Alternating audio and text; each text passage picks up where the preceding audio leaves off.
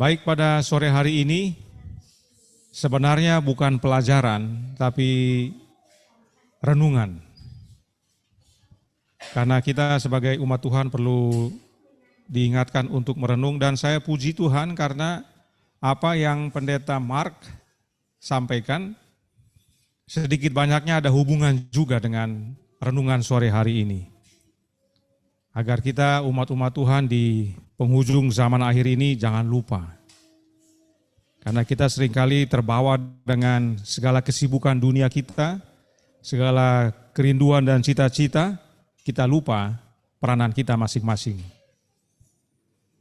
Judul pelajaran kita atau renungan kita adalah tanggung jawab hari pendamaian.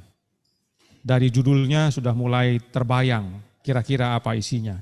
Itu sebabnya ini juga merupakan penyegaran karena kita sudah belajar doktrin Ka'bah dan khususnya tentang hari pendamaian. Nah, saudaraku dalam Tuhan, Allah mengharapkan umatnya pada zaman dahulu untuk melayani Dia dengan setia setiap hari dalam setahun. Tetapi ketika hari pendamaian tiba, ada kewajiban istimewa yang diwajibkan kepada mereka pada hari itu, yang jika mereka gagal untuk melakukannya, mereka dilenyapkan dari antara orang Israel. Karenanya penting sekali hari pendamaian ini. Dan hal yang sama diharapkan Allah dari kita di zaman kegenapan dari hari pendamaian. Dan tadi pagi kita sudah ikuti khotbah yang mana tanggal 22 Oktober 1844 itu adalah peralihan dari peranan Yesus di bilik suci ke bilik maha suci. Ya, itu sebabnya saya puji Tuhan karena kami dua tidak baku atur tetapi ada hubungan pekabaran pagi dan petang ini. Sebab sebagaimana Kristus memenuhi peranannya sebagai imam besar, demikian juga kita harus memenuhi peranan kita sebagai umatnya, sebagaimana Israel jasmani dahulu kala.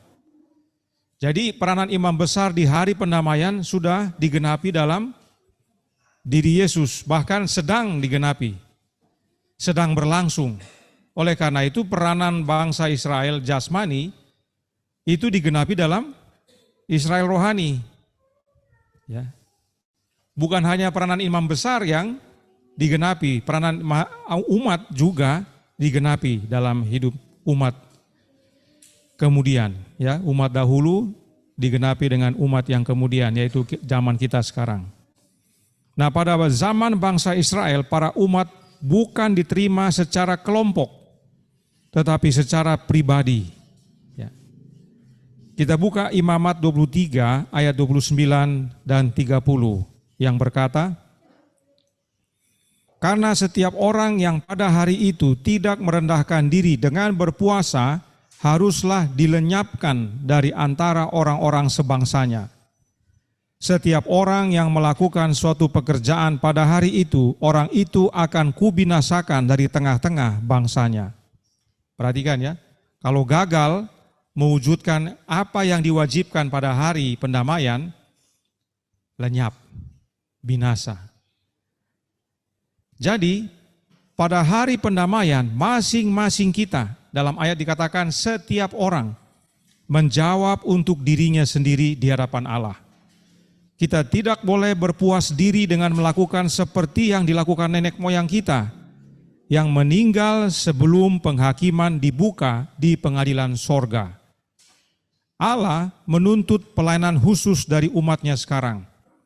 Mereka akan hidup sementara kasus mereka sedang diputuskan di sorga. Dan setan menggoda generasi terakhir ini, yaitu kita, yang secara fisik lebih lemah dari generasi sebelumnya. Dengan semua kebijaksanaan setan yang dia peroleh selama 6.000 tahun. Jadi kita tidak bisa berbuat sesuatu yang kurang dari yang dilakukan oleh bangsa Israel. Sebab kegenapan itu biasanya lebih dari bayangan. Bayangan saja begitu, apalagi harus yang sekarang. Mereka yang dalam penghakiman pemeriksaan dianggap layak akan hidup untuk sementara waktu tanpa pengantara. Artinya, mereka yang didapati benar setelah masa hari pendamaian ini dan pintu kasihan ditutup, akan ada masa kita hidup tanpa pengantara. Kenapa? Sebab Yesus sudah keluar dari bilik yang maha suci. Tetapi bukan berarti kita tidak ditemani oleh Yesus. Ini yang perlu kita ingat. Peran pengantara sudah berakhir, tapi dia tetap menyertai kita pada saat kita mengalami masa kepicikan nantinya. Pengalaman mereka akan berbeda, yaitu kita nantinya, dengan dari yang dialami oleh bangsa Israel, demikian juga dengan kelompok manapun di dunia ini. Peranan umat yang benar, yang pada waktu pintu kasihan ditutup, itu berbeda. Ya. Ada banyak alasan mengapa Allah dalam belas kasihannya yang tak terbatas telah memerintahkan tugas-tugas khusus kepada generasi terakhir agar mereka dapat dibentengi dengan lebih kuat melawan serangan musuh dan tidak digulingkan oleh tipu muslihatnya. Itu sebabnya Yakobus berkata dalam Yakobus 2 ayat 17, demikian juga halnya dengan iman. Jika iman itu tidak disertai perbuatan, maka iman itu pada hakikatnya adalah mati. Orang yang selama hari pendamaian dahulu kala tidak menurut kepada kehendak Allah dan melakukan apa yang diwajibkan akan dilenyapkan. Demikian juga sekarang, mereka yang berpikir bahwa Kristus akan membela kasus mereka, sementara dia sendiri mengabaikan pekerjaan yang telah Allah wajibkan atau perintahkan, pada akhirnya akan menemukan bahwa namanya dihapuskan dari kitab kehidupan. Artinya binasa. Itu sebabnya ada tanggung jawab kita selama hari pendamaian. Kita diselamatkan oleh iman kepada imam besar kita, tetapi iman tanpa perbuatan adalah mati. Jika kita memiliki iman yang hidup, kita akan dengan senang hati melakukan apa yang imam besar perintahkan, yang Tuhan perintahkan. Nah, oleh karenanya kita akan lihat 4 hal yang merupakan tanggung jawab selama hari pendamaian.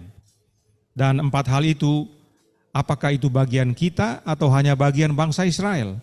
Sebab ingat, bayangan itu lebih kecil dari kegenapannya. Kegenapan itu lebih besar dari bayangan. Yang pertama, Imamat 23 ayat 27, dikatakan di sana, kamu harus mengadakan pertemuan kudus. Hari pendamaian itu akan menjadi pertemuan ibadah. Orang-orang harus berkumpul untuk beribadah. Itu sebabnya Paulus berkata dalam pelayanan imam besar dan ibadah dalam Ibrani 10 ayat 21 sampai 25. Kita sering hanya mengungkit ayat 25. Padahal ini penting kita baca dari ayat 21. Dikatakan di sana, dan kita mempunyai seorang imam besar sebagai kepala rumah Allah. Karena itu, marilah kita menghadap Allah dengan hati yang tulus ikhlas dan keyakinan iman yang teguh. Oleh karena hati kita telah dibersihkan dari hati nurani yang jahat, dan tubuh kita telah dibasuh dengan air yang murni. Marilah kita teguh berpegang pada pengakuan tentang pengharapan kita, sebab Ia yang menjanjikannya setia. Dan marilah kita saling memperhatikan, supaya kita saling mendorong dalam kasih dan dalam pekerjaan baik. Janganlah kita menjauhkan diri dari pertemuan-pertemuan ibadah kita seperti dibiasakan oleh beberapa orang, tetapi marilah kita saling menasihati dan semakin giat melakukannya menjelang hari Tuhan yang mendekat. Pertemuan ibadah adalah untuk bertemu dengan Allah. Setuju? Setuju ya? Kita menghadap Allah pada hari ibadah. Nah, dalam ayat 22 dikatakan, marilah kita menghadap Allah dengan hati yang tulus ikhlas dan keyakinan iman yang teguh. Kenapa? Kenapa kita diajak untuk menghadap Allah dengan hati yang tulus ikhlas dan keyakinan iman yang teguh? Karena kalimat berikutnya berkata, karena hati kita telah dibersihkan dari hati nurani yang jahat. Kita dapat menghadap Allah karena hati kita telah dibersihkan. Kita berani untuk datang menghadap. Oleh karena itu, yang menghadap Allah adalah orang-orang yang hati nuraninya tidak jahat.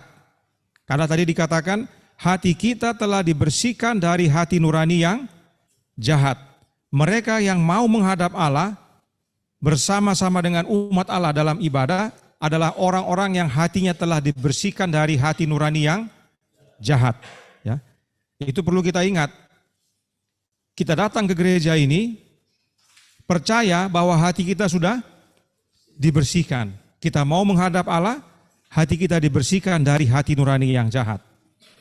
Mereka yang bersuka untuk hadir dalam pertemuan ibadah adalah mereka yang percaya hati nuraninya telah dibersihkan.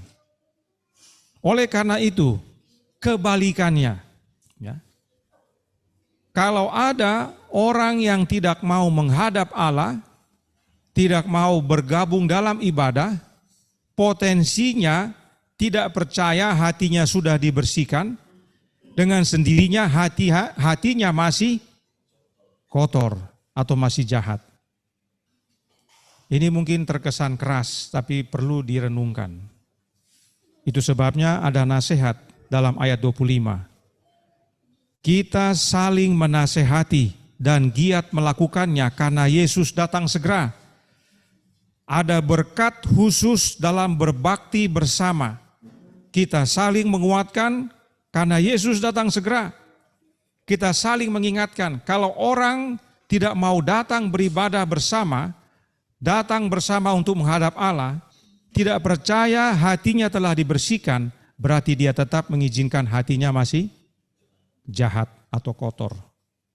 Ya. Padahal kalau kita bergabung bersama, berbakti bersama, ada berkat istimewa. Kita saling menasehati, kita saling melakukan, saling menguatkan karena Yesus datang segera. Karenanya hal yang pertama ini adalah alat uji kondisi kerohanian kita. Kalau kita senang datang berbakti, beribadah bersama-sama, menghadap Allah untuk saling menguatkan, saling menasihati, berarti kondisi kerohanian kita bagaimana? Sedang meningkat, ya, naik. Tapi kalau kita tidak mau datang ke tempat ibadah dengan alasan apapun, itu masing-masing punya urusan. Tidak mau untuk menghadap Allah bersama-sama, untuk saling menasihati, untuk saling menguatkan, karena Yesus mau datang segera, maka potensinya kondisi kerohaniannya sedang menurun. Karenanya dalam hari pendamaian ini, penting bagi kita untuk beribadah bersama. Sebab imam besar kita tidak lama lagi akan keluar dari bilik yang maha suci untuk datang menjemput mereka yang setia.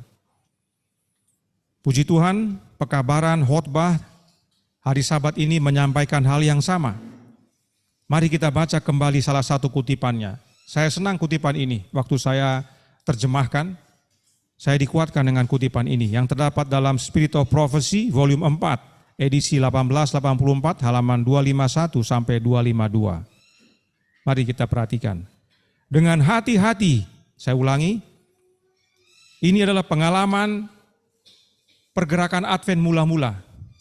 Pada waktu mereka bersiap untuk kedatangan Yesus. Ya. Dengan hati-hati dan hikmat, orang-orang yang menerima pekabaran itu, bahwa Yesus datang segera, sampai pada waktu ketika mereka berharap untuk bertemu Tuhan mereka, setiap pagi mereka merasa bahwa itu adalah tugas pertama mereka untuk mendapatkan bukti penerimaan mereka dengan Allah. Setiap pagi mereka memastikan bahwa saya benar bagi Allah. Kalau ada yang salah harus bereskan. Jangan sampai dia datang saya tidak selamat. Betul ya? Mereka memastikan bahwa saya diterima oleh Allah. Kita lihat yang warna kuning. Hati mereka dipersatukan dengan erat dan mereka banyak berdoa bersama dan untuk satu sama lain. Mereka sering bertemu bersama di tempat-tempat terpencil untuk bersekutu dengan Allah dan suara pengantara naik ke sorga dari ladang dan kebun. Mereka berbakti di alam, tidak punya tempat. Sebab mereka adalah orang-orang dari jemaat-jemaat lain, gereja-gereja lain, ya. Tidak punya gereja mereka berbakti di alam. Ya, kita bersyukur punya tempat untuk berbakti. Kepastian persetujuan juru selamat lebih penting bagi mereka daripada makanan sehari-hari mereka. Ya, mereka tidak khawatir dengan makanan, mereka butuh bahwa saya diterima oleh Yesus. Ya. Dan jika awan menggelapkan pikiran mereka, mereka tidak berhenti sampai awan itu tersapu bersih. Saat mereka merasakan kesaksian dari kasih karunia yang mengampuni, mereka rindu untuk melihat Dia yang dikasihi oleh jiwa mereka. Fokus mereka hanya diterima oleh Bapa dan Anaknya. Tidak khawatir dengan tempat, tidak khawatir dengan makan. Karena kita akan lihat nanti hubungannya dengan hari pendamaian. Inilah teladan daripada para pionir dahulu kala. Mendengarkan berita Yesus mau datang segera, luar biasa semangat mereka. Ya. Inilah kondisi umat yang rindu akan kedatangan Kristus yang kedua kali. Mereka belum tahu bahwa mereka telah masuk ke dalam masa hari pendamaian, tetapi kerinduan mereka untuk kedatangan Kristus mempersatukan mereka. Mereka rajin bersekutu bersama. Mereka sering katanya ya, bertemu bersama di tempat-tempat terpencil. Kita sekarang sudah tahu bahwa kita dalam masa hari pendamaian. Sejak 1844 sampai sekarang kita dalam masa hari pendamaian. Seharusnya kita lebih lagi daripada mereka. Kita harus lebih sering berkumpul, kita harus lebih rajin berbakti bersama, saling menguatkan, berdoa bersama, berdoa satu sama lain. Karena apa? Karena Yesus datang segera. Namun ingat, kita tidak diselamatkan secara kelompok, secara jemaat. Karenanya kita perlu tilik diri kita sendiri. Itulah hal kedua yang dilakukan pada hari pendamaian. Masih dalam Imamat 23 ayat 27 dikatakan di sana, harus merendahkan diri dengan berpuasa. Setiap orang harus merendahkan dirinya, menyelidiki hatinya masing-masing, dan membuang setiap dosa atau memohon pengampunan akan dosa-dosa, sebab imam besar sedang mengantarai di dalam bilik yang maha suci. Setiap orang harus menghabiskan banyak waktu dalam doa. Itu sebabnya berpuasa bukan makanan yang utama, tapi penerimaan Kristus. Kita mencari kita diterima oleh Kristus atau tidak. Tetapi kenapa penting sekali berpuasa? Disebutkan merendahkan diri dengan berpuasa. Dengan makanan akan mengganggu kita punya doa. Kita mau berdoa, kita harus pikirkan ini, pikirkan itu. Mau makan pagi, siang, sore. Tapi dengan berpuasa itu tidak mengganggu. Kita dapat berdoa sungguh-sungguh agar dapat penerimaan Kristus. Karenanya kenapa penting sekali berpuasa? Apakah hanya jangan ada gangguan? Orang yang menyadari bahwa penghakiman sedang terjadi di bait suci sorga, ya, ingat kalau hari pendamaian itu, Yesus sedang membuka buku-buku, kitab-kitab. Nama kita sedang disajikan. Oh, Wilmore Tambunan, ini dia punya track and record. Dia punya catatannya tentang hidupnya ini. Dikaji itu satu persatu. Ya. Prosesnya itu dimulai dengan orang yang sudah mati. Ya, bagi yang baru belajar, proses pemeriksaan penghakiman itu dimulai dengan yang sudah mati. Yang sudah mati duluan yang diperiksa bagaimana hidupnya. Yang masih hidup ini kan masih ada kesempatan sebelum pintu kasihan ditutup. Ya. Tapi kita semua akan masuk ke meja pengadilan. Nama kita akan disebutkan, ya, satu persatu dan dibuka buku-buku tentang kita. Nah, kalau kita sadar bahwa kita saat ini dalam masa penghakiman pemeriksaan, ya, bahwa nama kita pasti akan dimunculkan di hadapan pengadilan besar di sana, akankah kita anggap enteng merendahkan diri dengan berpuasa ini? Ingat bangsa Israel sebagai bayang-bayang, mereka merendahkan diri dan berpuasa. Bagaimana dengan kita yang adalah kegenapannya? Ya. Kita harus periksa hati kita, berdoa dengan sungguh-sungguh agar Tuhan terima kita. Bukan makanan lagi yang menjadi perhatian, tapi keselamatan. Kita perlu merenungkan pekerjaan imam besar kita di sorga daripada hal-hal duniawi dan jasmani. Agar jangan kita seperti 5 gadis bodoh yang akhirnya ketinggalan dan tidak dapat masuk. Jika kita masih ingat pelajaran tentang jubah imam besar dari seri pekabaran Ka'bah, kita akan ingat gambar berikut ini. Ya. Bagi yang mau ulangi, ada di YouTube pelajaran tentang jubah imam. Ya. Jubah imam, ini adalah jubah imam besar. Itu pembagiannya, ada mitra, turban, serban, ada plat emas yang ada tulisan kudus bagi Tuhan, ada efod, ada tutup dada, urim dan tumim, ikat pinggang, gamis, jubah ungu tua atau biru, kemudian buah delima dan lonceng, jubah lenan putih. Ya, jubah lenan putih. Dalam memakainya harus jubah lenan putih duluan, baru yang lainnya dipakai kemudian. Ya. Dan pada waktu imam besar hendak membuang abu yang ada di depan mezbah korban bakaran, mereka harus lepas semua yang di luar itu. Tinggal lenan putih saja. Baru mereka ambil itu abu dan bawa keluar dari area perkemahan dan buang di sana. Itu sebagai contoh. Ya.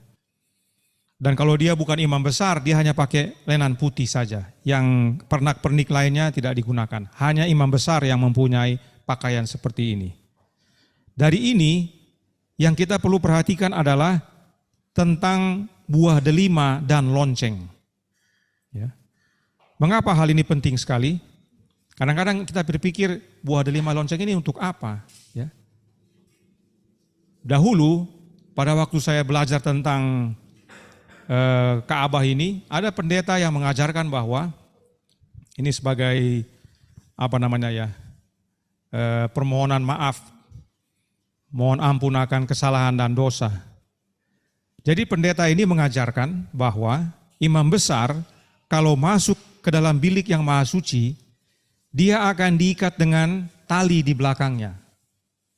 Ya, talinya itu akan keluar atau tertinggal ujungnya di luar Ka'bah. Dia akan masuk dengan tali di belakangnya sampai ke dalam bilik maha suci. Untuk apa tali ini katanya? Untuk kalau si imam besar tidak diterima permohonan ampun akan dosa-dosa bangsa ini, dia akan mati. Ya. Dan kalau dia mati, bagaimana kasih keluar? Karena tidak ada yang bisa masuk. Jadi katanya ditariklah sama tali ini, yang tadi sudah diikatkan di sini. Ya. Dahulu pada waktu saya mendengarkannya itu seperti masuk akal. Ya. Tetapi begitu mempelajari akan doktrin Ka'bah ini, saya lihat bodoh sekali ajaran itu. Ya, kenapa saya bilang bodoh?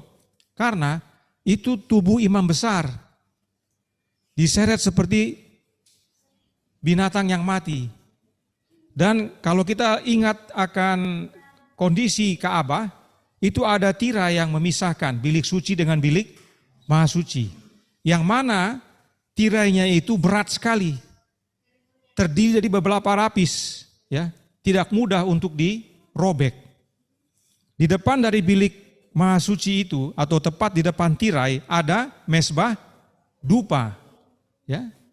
Nah kalau tasontong itu, ya, pada waktu menarik ini imam yang sudah meninggal, terus tersenggollah ini mezbah dupa, kasihan sekali tubuh yang sudah mati itu dan bahkan itu mezbah dupa bisa jatuh juga terguling. Ya. Ditarik sampai keluar, amburadul lah di dalam itu. Ya, saya pikirkan pada waktu itu, pada waktu sekarang ini, saya pikirkan, aduh itu ajaran itu salah sekali itu. Dalam gereja Advent ini, ada pendeta ajarkan demikian. Ya. Dan dia ajarkan bahwa itu lonceng untuk mendengar. Ya, kalau imam besar punya permohonan diterima oleh Allah dan umat menerima pengampunan, dia tentunya keluar dan begitu dia keluar bunyilah loncengnya. Kita bersuka cita, imam masih hidup. Ya. Itu ada benar-benar kurang. Ya. Atau kurang-kurang benar. Ya. Tujuan daripada lonceng itu adalah untuk kita sebagai umat Tuhan yang sedang berdoa. Masih ingat kalau di hari pendamaian apa yang dilakukan oleh umat atau Israel lakukan? Apa yang mereka lakukan? Masih ingat? Ya, mereka akan bersujud, ya, bersujud mengelilingi daerah itu Ka'bah itu, ya, bersujud dan menilik hati, berdoa, sehingga karena begitu heningnya mereka bisa dengar langkah kaki daripada imam. Bagaimana dengar langkah kaki imam? Sebab pada waktu dia melangkah itu akan bunyi loncengnya. Ya, begitu dia melangkah, ting ling ling ling, ya kan? Ini ada delima katanya. Delimanya itu menghantam lonceng-loncengnya. Bunyilah dia, kelinding kelinding, ya gitu. Kenapa ini perlu diketahui? Sebab umat yang sedang menilik ini, dia tidak bisa lihat, ditutup itu Ka'bah itu. Yang bisa mereka ikuti adalah melalui pendengaran dari bunyi. Mereka dapat ikuti pergerakan imam dari bilik suci, ya, melintas sampai masuk ke bilik yang maha suci dari bunyi loncengnya. Nah sekarang pertanyaan, ini anak-anak juga bisa jawab. Kalau pada hari pendamaian itu, ya, kita tidak menerima pengampunan, apa hasilnya? Apa hasilnya kalau kita tidak menerima pengampunan? Bukan hanya imam mati, kita juga mati. Karenanya penting bagi kita untuk mengakui segala dosa-dosa kita. Nah, begitu kita mendengar akan pergerakan imam melintasi bilik suci, kita tahu dia di bilik yang suci sekarang dia, tapi kita tetap berdoa. Begitu kita tahu dia sudah mendekat dan masuk ke bilik maha suci, bagaimana doa kita? Sudah lebih sungguh-sungguh lagi. Karena dia sekarang sudah berdiri di hadapan hadirat Allah, menyampaikan segala permohonan doa kita, menyampaikan segala permohonan pengampunan akan dosa. Ini pentingnya itu lonceng berbunyi agar kita bisa ikuti. Nah, itu situasi saja bisa kita bayangkan. Sekarang prosesnya bukan lagi melintas. Imam besar sekarang bukan melintas dari bilik suci ke bilik maha suci, sudah bukan. Dia di mana sekarang? Di bilik maha suci. Harusnya bagaimana kita punya doa? Harus lebih sungguh-sungguh lagi. Ya. Tapi kita punya hidup seperti imam besar belum masuk ke bilik suci. Ini belum masuk bilik suci, kadang-kadang kita punya sikap. Ya. Begitu begitu masuk bilik suci saja kita harus sudah mulai sungguh-sungguh, wah dia sudah masuk. Ya. Apalagi begitu dia masuk ke bilik yang maha suci. Ya. Ada tanda-tanda yang Yesus berikan akan pergerakannya sehingga umat lebih berjaga dan bersedia. Apakah itu diberikan juga kepada kita? Ya, memang, tapi bukan dalam bentuk lonceng. Ya. Ada tanda-tanda. Sebagai contoh kita buka Lukas 21 ayat 30 dan 31. Apabila kamu melihat pohon-pohon itu sudah bertunas, kamu tahu dengan sendirinya bahwa musim panas sudah dekat. Demikian juga jika kamu melihat hal-hal itu terjadi, ketahuilah bahwa kerajaan Allah sudah dekat. Ini tanda. Jadi kita harus berjaga dan bersedia, lebih sungguh-sungguh lagi. Kemudian Matius 24 ayat 29 dan 30. Segera sesudah siksaan pada masa itu, matahari akan menjadi gelap dan bulan tidak bercahaya dan bintang-bintang akan berjatuhan dari langit dan kuasa-kuasa langit akan goncang. Pada waktu itu akan nampak tanda anak manusia di langit dan semua bangsa di bumi akan meratap dan mereka akan melihat anak manusia itu datang di atas awan-awan di langit dengan segala kekuasaan dan kemuliaannya. Ini semua baru beberapa tanda yang dinyatakan Yesus kepada kita. Masih ada tanda-tanda lain. Intinya agar kita bersiap, berjaga dan bersedia, semakin giat berkumpul bersama, saling menguatkan, saling menasihati, semakin sungguh-sungguh merendahkan diri, mohon ampun akan dosa masing-masing. Tilik diri masing-masing. Tanda-tanda itu diberikan untuk kita semakin tekun. Nah, pada hari pendamaian ada 24 jam, hanya satu hari saja. Tapi kegenapannya, yaitu sekarang ini ada berapa lama? Sudah bertahun-tahun ya, ada 170 tahun sudah kurang lebih, dari tahun 1844 sampai sekarang ini. Nah, apakah kita harus berpuasa bertahun-tahun? Kalau puasa sehari masih boleh. Tapi kalau puasa bertahun-tahun tidak mungkin ya. Lalu apa yang Tuhan minta dari kita? Karena kegenapan harus lebih besar daripada bayang-bayang ya atau lambang. Tujuan utama dari berpuasa bukan hanya tidak makan saja. Tujuan utama dari puasa adalah pengendalian selera. Kita harus menjadi tuan atas selera kita. Kita harus yang kuasai selera kita dan bukan selera yang kuasai kita. Paulus berkata dalam 1 Korintus 9 ayat 27, "Tetapi aku melatih tubuhku dan menguasainya seluruhnya, supaya sesudah memberitakan Injil kepada orang lain, jangan aku sendiri ditolak." Kita harus kuasai selera kita. Kita harus latih tubuh kita agar dapat menguasai nafsu makan, dan bukan nafsu makan yang kuasai tubuh kita. Adalah upaya setan agar kita lepas kendali akan selera kita, sehingga selera kita menguasai hidup kita. Allah memanggil umat-umatnya menjadi tuan atas nafsu makan mereka dan bukan jadi budak atas selera. Untuk apa? Agar umat-umatnya dapat memiliki pikiran yang lebih jernih untuk memahami kebenaran ilahi dan mengikuti pekerjaan imam besar mereka di bait suci sorgawi. Kita akan mengetahui tanda-tanda. Dan tanda-tanda itu untuk mengamarkan kita, agar kita berjaga dan bersedia. Yang menjadi keprihatinan adalah betapa sedikit yang mau sangkal diri dan kendalikan selera mereka. Lebih banyak yang diperbudak selera, padahal mereka tahu itu bukan kehendak Allah. Jika kita melihat kondisi zaman sekarang ini, genaplah yang dikatakan Yesaya dalam Yesaya 22 ayat 12 dan 13. Ya. Pada waktu itu Tuhan semesta alam menyuruh orang menangis dan meratap dengan menggundul kepala dan melilitkan kain kabung. Tetapi lihat, di tengah-tengah mereka ada kegirangan dan sukacita, membantai lembu dan menyembelih domba, makan daging dan minum anggur sambil berseru, "Marilah kita makan dan minum, sebab besok kita mati." Kalau zaman sekarang istilahnya lain lagi, apa dibilang?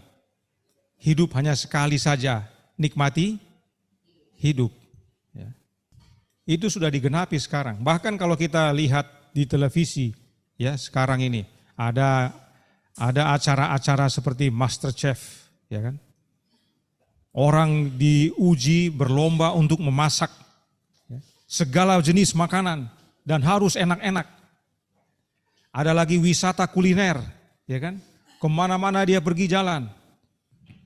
Kegenapan dari Yesaya 22 sudah nyata di zaman ini, apalagi sekarang ini ya.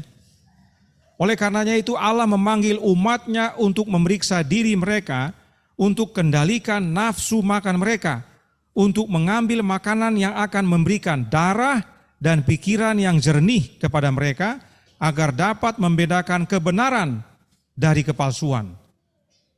Ini pentingnya kita makan yang sehat. Karena itu mempengaruhi darah kita dan darah itu lari ke otak, membantu kita untuk mengerti kebenaran. Tapi kalau darah itu membuat gelap otak kita nggak ngerti-ngerti padahal sudah jelas. Ya. Sayangnya sedikit yang terpanggil. Lebih banyak yang senang melayani nafsu makan mereka.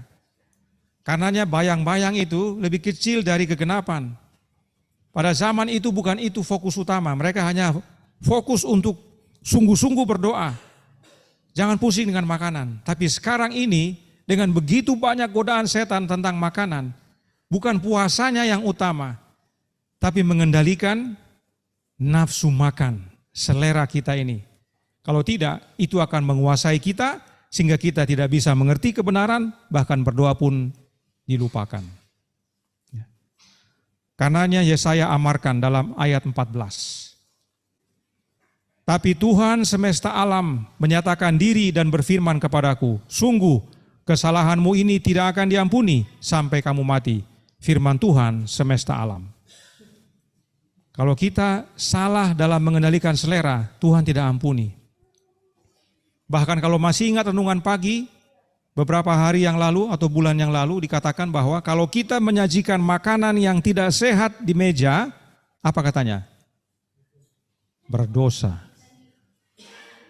Ya. Itu dosa. Kalau kita menyajikan makanan tidak sehat di meja makan bagi keluarga kita, itu dosa. Hati-hati ibu-ibu, oma-oma, opung-opung. Ya. Tidak main-main makanan ini. Kegagalan orang tua kita yang pertama mengenai makanan. Ujian Yesus yang pertama, makanan. Lebih besar kegenapannya daripada bayang-bayang. Ya.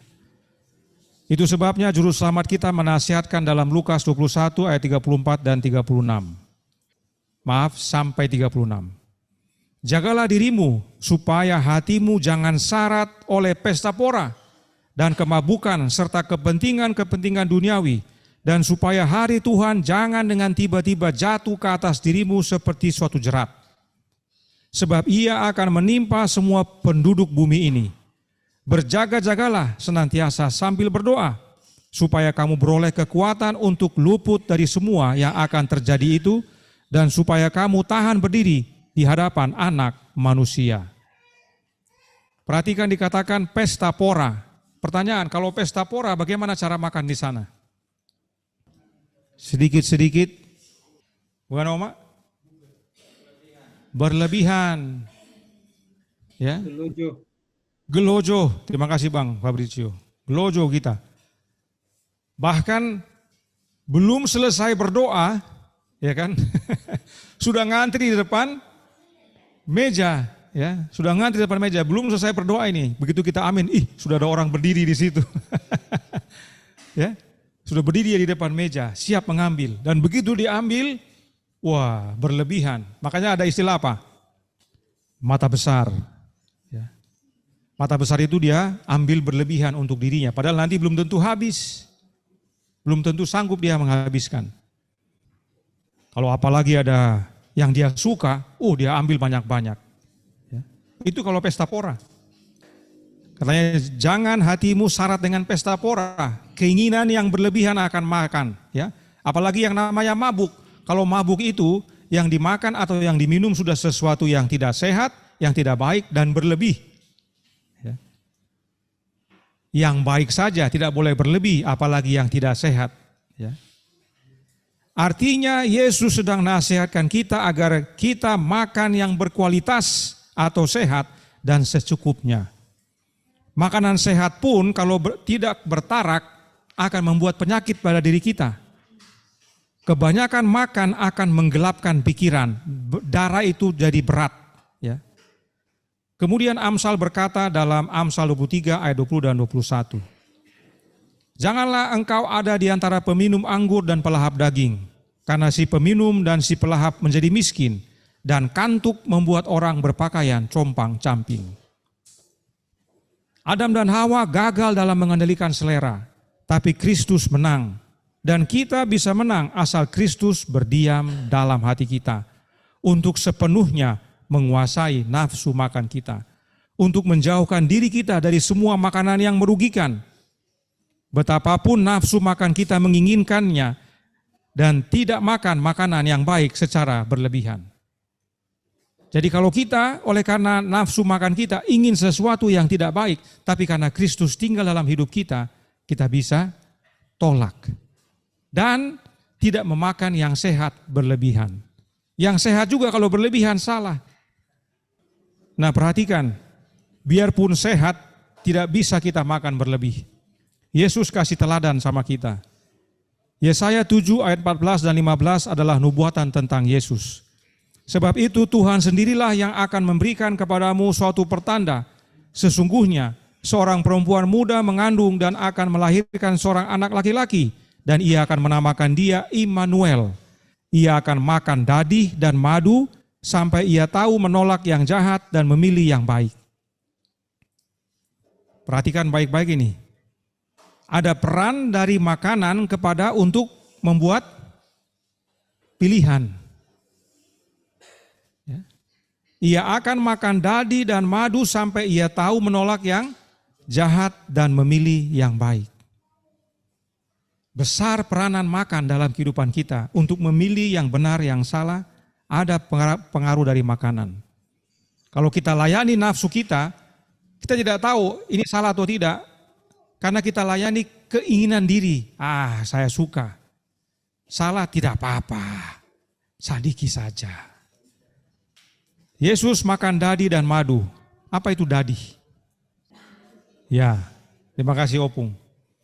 Jadi Opung Tamunan katakan bahwa dadi itu adalah susu yang dimasak dan atasnya mengental ya Pung ya, mengeras. Ya. Itu dadi namanya. Jadi nanti dia mengeras seperti mentega, itu seperti proses buat keju, begitu gak Pung? Ya, begitu dia. Itulah dadi. Terus madu, ya, madu alam tentunya. Tapi untuk makan yang sehat ini pun Yesus punya prinsip yang tentunya dari firman Tuhan, karena Yesus berpatokan kepada firman dari Bapanya. Amsal 25 ayat 16 berkata, kalau engkau mendapat madu, makanlah secukupnya. Jangan sampai engkau terlalu kenyang dengan itu, lalu memuntahkannya. Artinya kalau kebanyakan madu jadi muntah, karena madu bikin panas perut kita. Makan secukupnya. Lalu Amsal 25 ayat 27 katakan, tidaklah baik makan banyak madu. Ya. Secukupnya. Jadi kalaupun makanan itu sehat, tapi bukan harus dimakan berlebihan, harus secukupnya. Ya. Jadi meski sehat, bukan berlebihan. Sebab kalau berlebihan membuat pikiran gelap, darah kotor juga. Kita tidak dapat melihat kebenaran dengan jernih. Ya. Karenanya jangan lupa di masa hari pendamaian ini, makanan kita harus berkualitas. Berkualitas artinya bukan mahal, tapi sehat. Dan secukupnya. Kita makan makanan yang sehat dan secukupnya. Agar kita punya kerohanian bertumbuh. Kita dapat memiliki darah jernih, pikiran jernih, kita bisa melihat kebenaran dibandingkan dengan kepalsuan. Kemudian hal ketiga dalam hari pendamaian. Imamat 23 ayat 27. Mempersembahkan korban api-apian kepada Tuhan. Nah, adakah kita harus persembahkan korban? Ingat, bayang-bayang lebih kecil dari kegenapan. Kegenapan harus lebih besar dari bayang-bayang. Artinya, kita bukan lagi mempersembahkan korban, menyembelih domba dan membakarnya. Bukan itu lagi. Bagian kita adalah 1 Tesalonika 5 ayat 23. Semoga Allah damai sejahtera menguduskan kamu seluruhnya, dan semoga roh, jiwa, dan tubuhmu terpelihara sempurna dengan tak bercacat pada kedatangan Yesus Kristus Tuhan kita. Kalau kita ingat, korban yang dipersembahkan di Ka'bah adalah korban yang sempurna dan tak bercacat. Karenanya kita harus pelihara roh, jiwa, dan tubuh kita tak bercacat. Ya, harus pelihara sempurna dan tak bercacat saat Yesus datang yang kedua kali. Ya. Perhatikan nasihat Paulus berikut ini dalam 1 Korintus 6 ayat 15. Tidak tahukah kamu bahwa tubuhmu adalah anggota Kristus? Akan kau ambilkah anggota Kristus untuk menyerahkannya kepada percabulan? Sekali-kali tidak. Karenanya perlu dijaga sempurna dan tak bercacat. Kemudian dalam ayat 19, atau tidak tahukah kamu bahwa tubuhmu adalah bait Roh Kudus yang diam di dalam kamu, Roh Kudus yang kamu peroleh dari Allah, dan bahwa kamu bukan milik kamu sendiri? Sebab Roma 12 ayat 1 berbunyi, karena itu saudara-saudara, demi kemurahan Allah, aku menasihatkan kamu supaya kamu mempersembahkan tubuhmu sebagai persembahan yang hidup, yang kudus dan yang berkenan kepada Allah. Itu adalah ibadahmu yang sejati. Kita bukan mempersembahkan korban bakaran lagi, tetapi tubuh kita dan karenanya perlu dipelihara sempurna dan tak bercacat di dalam Yesus. Tidak heran kita perlu makan yang sehat dan secukupnya. Ingat, kita di hari pendamaian. Hal yang terakhir, yang keempat yang dilakukan pada hari pendamaian adalah Imamat 23 ayat 28. Janganlah kamu melakukan sesuatu pekerjaan Sebab hari pendamaian adalah hari Sabat. Ya. Berhenti mereka dari pekerjaan. Tetapi hari pendamaian hanya 24 jam. Kalau kita sekarang hidup dalam hari pendamaian yang sudah sekitar 170 tahun, masakan kita berhenti bekerja selama bertahun-tahun. Ingat, kegenapan lebih besar daripada bayangan. Apakah kita tidak bekerja? Alkitab berkata dalam Roma 12 ayat 11, janganlah hendaknya kerajinanmu kendor, biarlah rohmu menyala-nyala dan layanilah Tuhan. Kita harus bekerja dan bekerja dengan rajin. Teristimewa bekerja bagi Tuhan. Salah satunya datang ke tempat ibadah, saling melayani. Allah berjanji untuk memberkati umat-umatnya dalam hal duniawi jika mereka memenuhi kehendaknya dengan terlebih dahulu mengurus pekerjaan dan pelayanannya. Baru kemudian kepentingan duniawi mereka. Itu sebabnya dikatakan apa? Carilah dahulu kerajaan Allah dan kebenarannya, maka semuanya itu akan ditambahkan kepadamu. Itu sebabnya Yesus nasihatkan dalam Lukas 21 ayat 34 tadi, agar hidup kita jangan dipenuhi dengan kepentingan duniawi, tapi kepentingan sorga yang terutama. Adalah upaya setan agar kita sibuk dengan urusan duniawi hingga akhirnya tidak punya waktu untuk ibadah, tidak punya waktu untuk belajar firman Tuhan. Belajar firman Tuhan penting sekali, tapi harus seimbang. Kita tetap bekerja dan juga tetap belajar firman Tuhan. Dan bahkan tetap datang ke ibadah. Karena seringkali kita tidak datang karena apa? Aduh, saya bekerja. Ya. Padahal kita untuk dapat bekerja itu kita berdoa kepada siapa? Kepada Tuhan, tolong saya kasih kerja. Tuhan bilang, mari berbakti menyembah saya. Aduh Tuhan, karena kerja saya nggak bisa datang. Ingat, ini hari pendamaian. Apa kita punya fokus? Apa pusat perhatian pikiran kita? Adalah upaya setan agar kita sibuk dengan urusan duniawi hingga akhirnya tidak punya waktu belajar firman Allah, tidak punya waktu ibadah kepada Dia. Ya. Karenanya dalam masa hari pendamaian kita sedang diuji. Apakah kita bersuka dan rajin beribadah bersama? Kalau kita bersuka dan kita mau rajin beribadah bersama, itu artinya kita percaya hati kita dibersihkan dari hati nurani yang jahat. Sebab dengan hati nurani yang bersih itu kita layak menghadap Tuhan. Kita percaya, kita semangat. Ya. Jadi kita sedang diuji saat ini, di hari pendamaian ini, adakah kita bersuka dan rajin ibadah bersama? Sebab kalau kita rajin ibadah bersama, itulah kesempatan kita saling menguatkan, saling menasihatkan, karena kita percaya Yesus datang segera. Kalau tidak, ya tidak heran, lau-lau. Ibadah ya ibadah, kalau ada alasan ya kita bilang ada alasan. Ya. Inilah itulah segala macam banyak alasan. Kalau alasan gampang bikin. Tapi kalau untuk memiliki hati yang semangat untuk datang ke gereja, beribadah, bertemu dengan sesama umat untuk menghadap Allah, itu tidak gampang. Itu harus dari Yesus dalam hati kita. Ya. Hati-hati kalau sudah mulai pikir alasan tidak gereja atau tidak ibadah. Itu semua alasan yang dibuat-buat umumnya. Ya, coba selidiki. Ya, rata-rata alasan yang dibuat-buat. Kita bisa sebenarnya. Yang kedua, kita diuji. Adakah kita merendahkan diri dengan sungguh-sungguh mengikuti Yesus ke dalam bilik yang maha suci dan akui dosa-dosa kita? Ini hari pendamaian adalah masa kita akui. Masa kita banyak berdoa. Adakah kita benar-benar merendahkan diri dan berdoa? Yang ketiga, adakah kita menyangkal diri dan kuasai nafsu makan kita di dalam Yesus? Atau kita malah dikendalikan oleh selera? Ini suatu pekabaran yang kurang orang suka. Karena banyak yang tersinggung kalau soal bicara selera, soal makanan. Ya, seringkali begitu ya.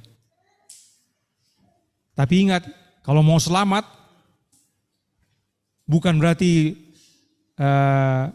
pola makan itu menyelamatkan, bukan. Tetapi itu menolong kita memiliki darah sehat, darah segar, darah jernih, menolong kita untuk mengerti kebenaran, menolong kita untuk tetap hidup sehat, tidak lagi sering-sering sakit, Karena sedikit-sedikit, tolong doakan, tolong doakan, tolong doakan. Kita harus renungkan, kalau kita setiap saat didoakan karena sakit, berarti ada yang salah dalam hidup kita. Entah pola makan, entah pola hidup, apapun itu ada yang salah. Nanti setiap minggu tolong doakan, setiap minggu tolong doakan. Tidak menjadi kesaksian sama orang jadinya. Mohon maaf ya.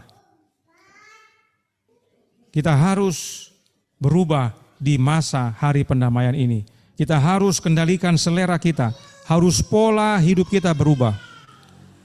Yang keempat, adakah tubuh kita, kerohanian kita, roh dan jiwa kita terpelihara menjadi korban yang sempurna dan tak bercacat bagi Allah? Atau kita sibuk dengan pesta pora, sibuk dengan kesenangan dunia, sehingga roh, jiwa, dan tubuh kita tidak terpelihara sempurna. Mari kita cek ya, sama-sama, bukan hanya saya tapi semua kita. Kita semua masih perlu berubah. Dan yang kelima, adakah kita rajin bekerja bagi Tuhan serta giat belajar firman-Nya? Melayani, memberikan sambutan. Mari kita berlomba, bukan untuk cari siapa yang duluan. Tapi kalau kita semangat datang ke tempat ibadah, berarti kita juga semangat untuk melayani di acara ibadah. Siap bekerja dalam pekerjaan Tuhan. Tapi kalau memang tidak mau bekerja, dia akan lambat-lambat datang, belakangan datang. Nanti supaya jangan disuruh-suruh atau supaya jangan turut melayani, macam-macam alasannya. Duduk di belakang diam-diam, ya. Habis makan pulang, hilang. Sampai di rumah tidur siang. Begitukah kita yang percaya Yesus mau datang segera? Begitukah hidup kita yang di hari pendamaian ini masih pulang-pulang dan banyak alasan? Ingat, pada zaman bangsa Israel, mereka melingkari itu Ka'bah, ya, sujud, berdoa, menilik hati. Tidak ada pikir pulang tidur di kemah. Karena kalau tidak diterima, saya mati. Tapi kita banyak tidak takut mati. Bikin yang dia punya mau. Yang penting saya senang. Bila semua ini menjadi bagian kita, maka pintu kasihan ditutup. Di mana posisi kita? Saya berharap kita di dalam posisi umat yang benar. Imam besar kita keluar jemput kita, maka kita didapati. Dalam Wahyu 22 ayat 11. Dan barang siapa yang benar, biarlah ia terus berbuat kebenaran. Barang siapa yang kudus, biarlah ia terus menguduskan dirinya. Hanya orang yang sadar hidup dalam hari pendamaian yang bisa mencapai ini. Sebab dia akan hidupkan yang 4 tadi. Bukan karena kuat kuasanya, tapi karena Kristus. Sebab dia percaya meski Yesus bekerja melayani dalam bilik yang maha suci, tetapi oleh kehadiran Roh-Nya dia melayani kita di dunia ini. Kita senang berkumpul bersama, beribadah bersama, berbakti bersama, saling menguatkan. Kita tidak dikuasai oleh selera. Kita bisa kendalikan selera, makan yang sehat, tidak sakit-sakitan, menjadi kesaksian, otak jadi jernih, mengerti kebenaran, roh, jiwa dan tubuh terpelihara sehat. Kita bekerja bagi Allah dengan tubuh sehat, belajar firman-Nya, mengabarkan. Wah, bukankah itu suatu sukacita dalam suatu kelompok? Sebab kita diselamatkan bukan sebagai suatu kelompok, tapi masing-masing. Tapi penting untuk kita bersama-sama berkumpul untuk saling menguatkan. Kiranya melalui renungan ini menjadi peringatan bagi kita. Sebab kita sedang hidup dalam masa hari pendamaian. Dan imam besar kita tinggal sedikit waktu lagi akan keluar dan pintu kasihan ditutup. Adakah kita didapati benar? Tuhan memberkati. Saya bawa dalam nama Yesus. Amin.